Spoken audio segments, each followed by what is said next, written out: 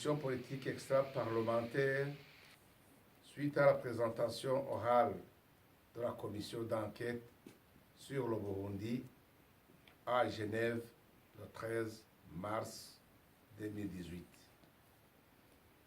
Nous venons de prendre connaissance de la présentation faite ce 13 mars à Genève par la commission d'enquête dans le cadre d'un dialogue interactif sur le Burundi sous la supervision du Conseil des droits de l'homme des Nations Unies.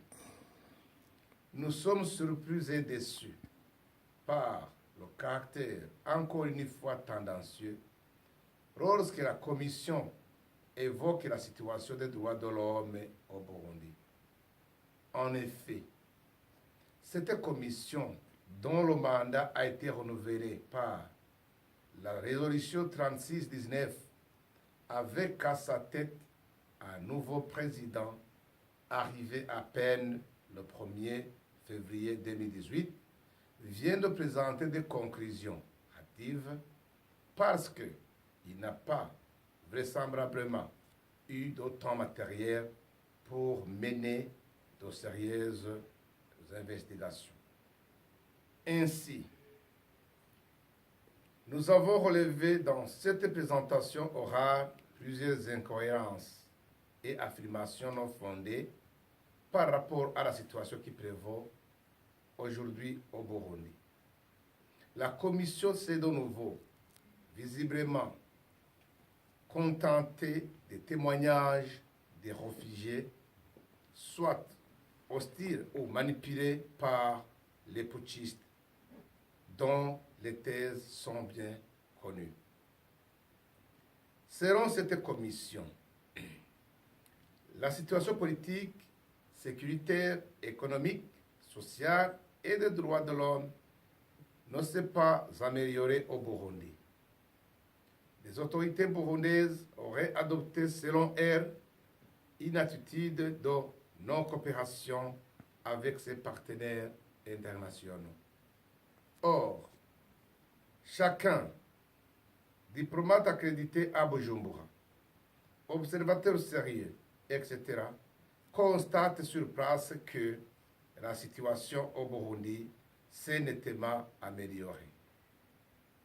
Si effectivement les autorités burundaises ont été réticentes par rapport à la coopération avec la Commission des Nations Unies, c'est notamment parce que ces récits avaient déjà présenté en septembre 2017 un rapport fort biaisé et non crédible.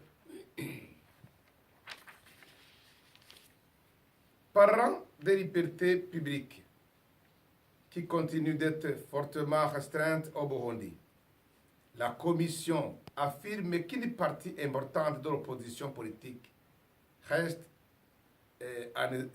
en exil.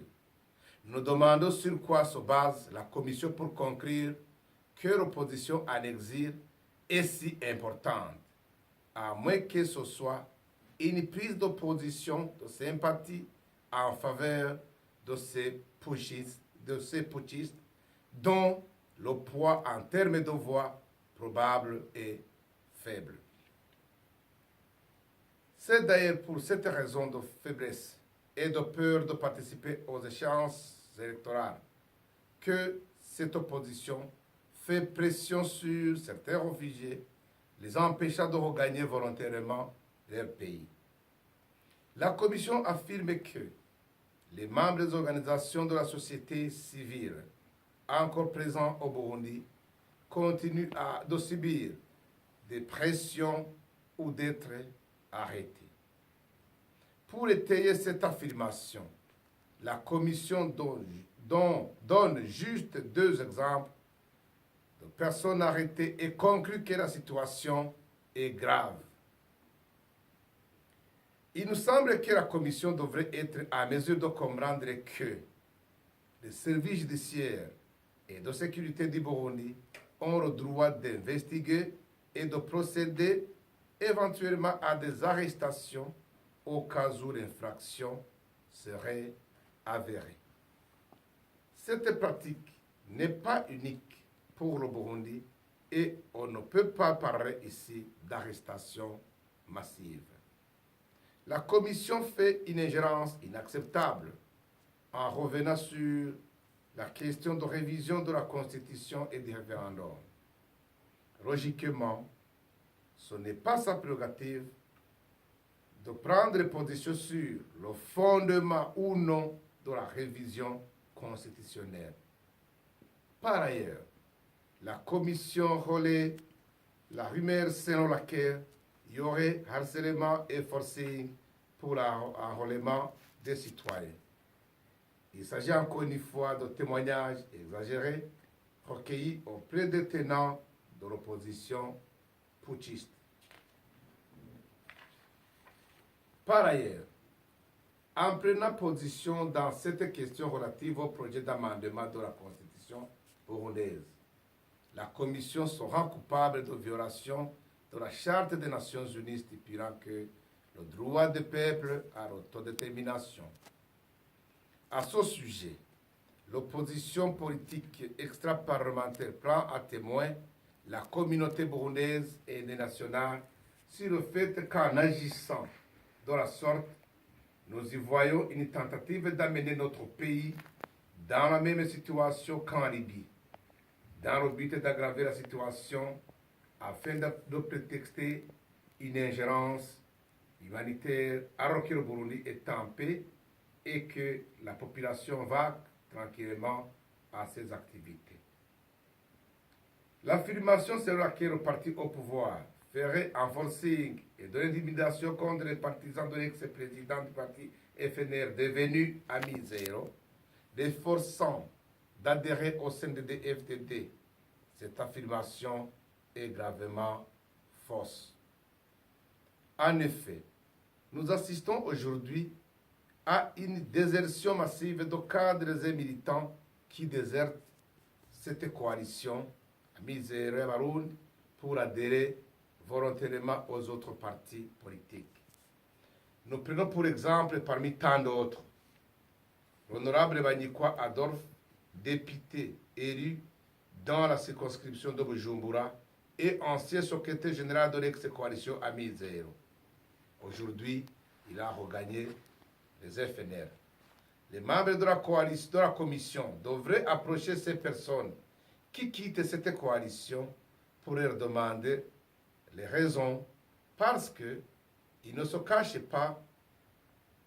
Il y a des déclarations dans les médias et sur les réseaux sociaux.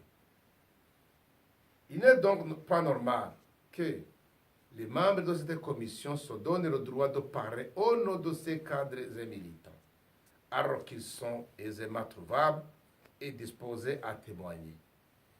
Si les membres de la commission auraient une quelconque sympathie envers l'un ou l'autre leader de l'opposition putschiste, cela ne doit pas occulter la réalité bien connue, à savoir que les citoyens ne veulent pas des leaders qui les conduisent dans des problèmes inutiles. Enfin, il est surprenant que la Commission s'attarde à la question des taxes et contributions demandées par les services administratifs pour la réalisation de certains projets tels que le financement des élections de 2020. Normalement, la recherche d'autonomie financière est une action plutôt louable. Et nous ne connaissons pas de pays où l'État doit renoncer aux contributions des citoyens. Nous pensons qu'il y aurait derrière cette prise de position de la Commission d'autres visées inavouées, car si nous prenons l'exemple du Rwanda, dans un passé récent, la communauté nationale avait envisagé des sanctions et certains pays avaient suspendu leur coopération avec ce pays.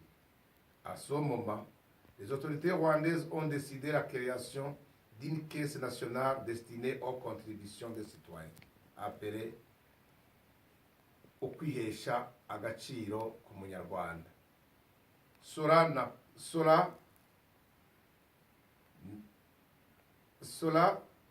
n'a pas incité les instances des Nations Unies à protester contre ces pratiques.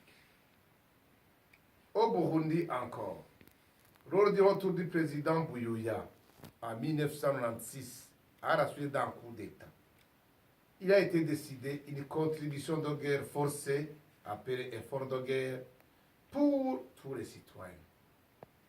À la même époque, une autre contribution individuelle forcée a été décidée, soi-disant pour octroi de nouvelles cartes d'identité nationale dont personne n'a jamais vu la couleur. On n'a pas vu de commission d'enquête pour protester contre cette politique et pourtant illégale. En conclusion, l'opposition politique extra-parlementaire a de bonnes raisons de douter de la crédibilité de cette commission, malgré le fait que son ex-président, M. Ugerzo, ait dû démissionner en novembre 2017, suite aux contestations du rapport de septembre 2017, ayant abouti à des divisions au sein des pays membres du Conseil des droits de l'homme de l'ONU. Nous avions espéré que la nouvelle présidence de la commission allait s'inspirer des erreurs du passé et de l'expérience malheureuse du prédécesseur afin de changer de méthode dans le recueil de témoignages et de collaboration avec les autorités du Burundi. Que vive la paix et la stabilité au Burundi, que vive la démocratie au Burundi, que vive la nation burundaise, que vive le peuple burundais. Je vous remercie.